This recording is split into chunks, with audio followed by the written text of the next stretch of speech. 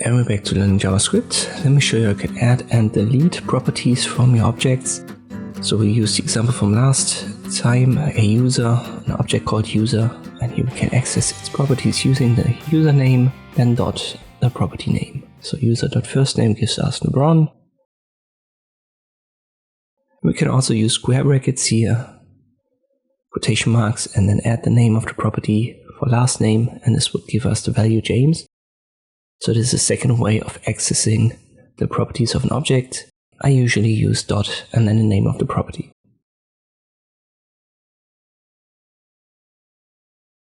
If you want to add properties, you can simply add them here, separate them with a comma. Let us, for example, add a team, which are the Lakers.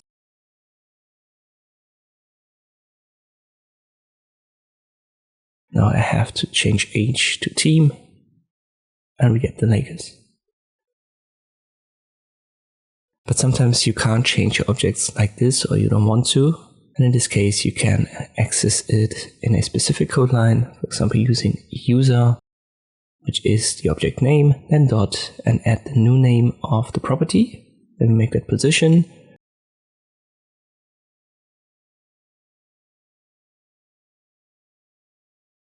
And then add the value, for example, forward.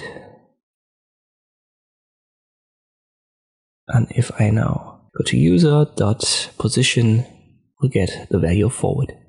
So this is a second way to add properties to your objects. And you can also delete them like that. So we'll just add the username, then dot the property name.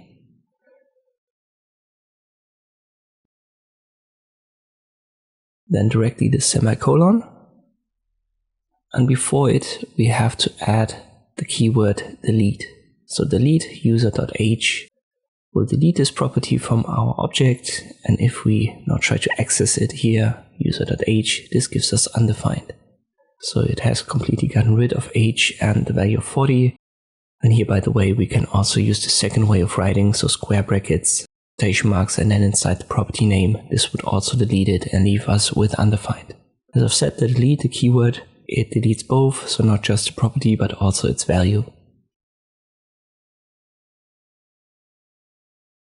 I hope this video was helpful. Thank you for watching, and I'll see you next time.